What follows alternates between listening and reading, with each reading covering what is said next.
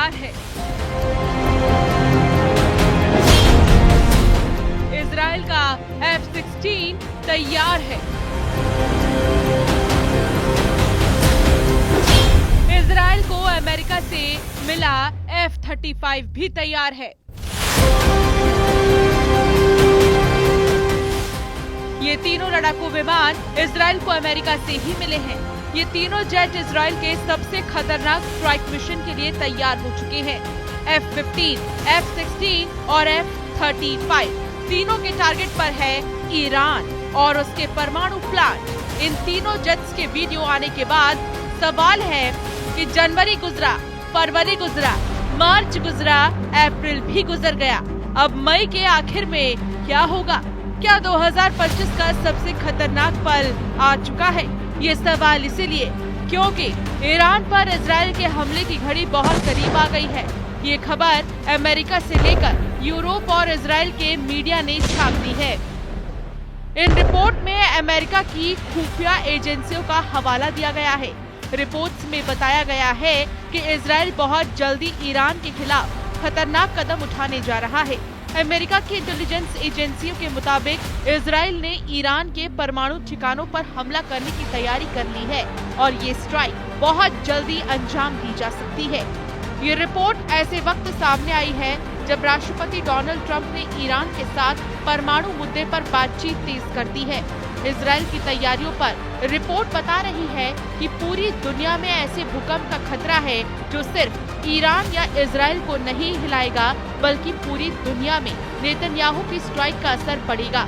Israel के strike mission की खबर मिलने के बाद कच्चे तेल के दाम अचानक बढ़कर $66 प्रति बैरल के पार पहुंच गए। सोने के दाम भी 2 हफ्तों की सबसे ऊंचाई पर पहुंच चुके हैं, यानी 24 कैरेट का 1 तोला सोना अब 97,000 का आंकड़ा पार कर गया।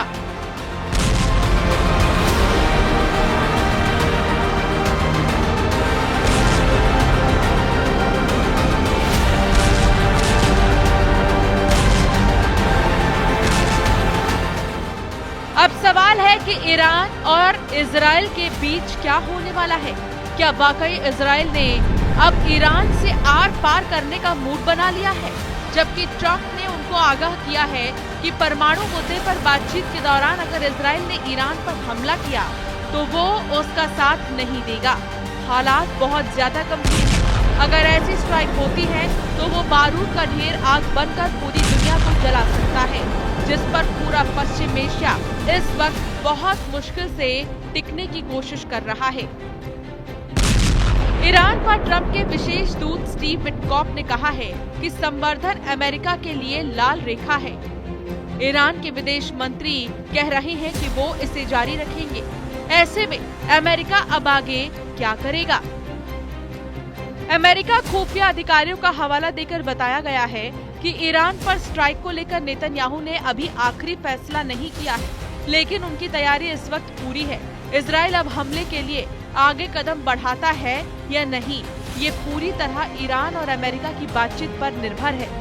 परमाणु मुद्दे पर अमेरिका और ईरान की बातचीत में सबसे बड़ा मुद्दा है यूरेनियम संवर्धन, और ईरान ने कह दिया है कि दुनिया की कोई ताकत उसे परमाणु ऊर्जा का इस्तेमाल करने से नहीं रोक सकती, न ही उसका परमाणु संवर्धन की प्रक्रिया पर ब्रेक लगाने का इरादा कामयाब होगा। ईरान के परमाणु कार्यक्रम को लेकर CIA और उससे जुड़ी एजेंसियां लगातार एक्टिव हैं। खबर है कि उन्होंने अब इजराइल के कम्युनिकेशन सिस्टम और उसकी मिलिट्री बेस पर चल रही गतिविधियों को भी ट्रैक किया है।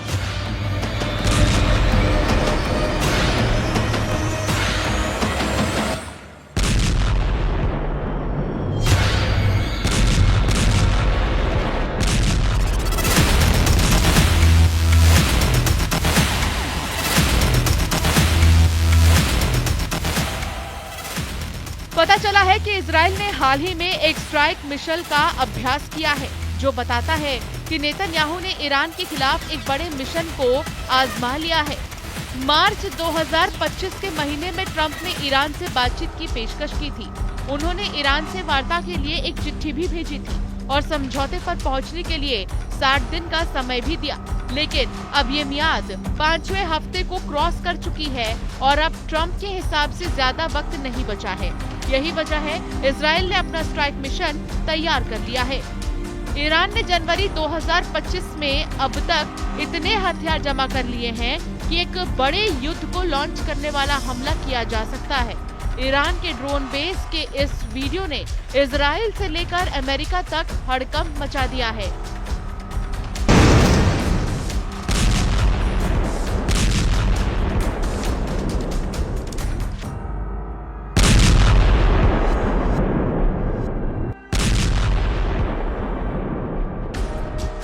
ईरान को साफ साफ नजर आ रहा है कि अब उसे एक नए वॉर जोन के लिए तैयार रहना होगा।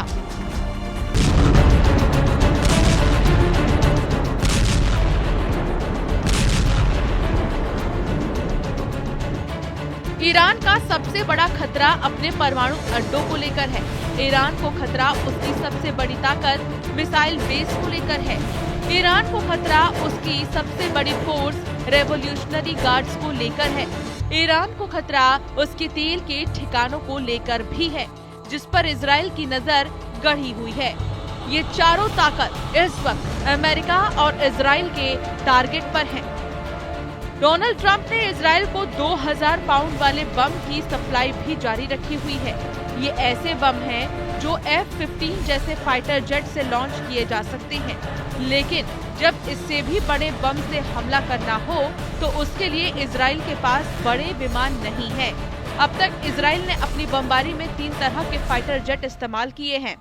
F-16 से लेकर F-15 और F-35 पर बंकर बस्टर बम लोड किए जाते हैं और फिर उनसे बेरूत और दक्षिणी लेबनान से लेकर गाजा और ईरान तक बमबारी की गई है।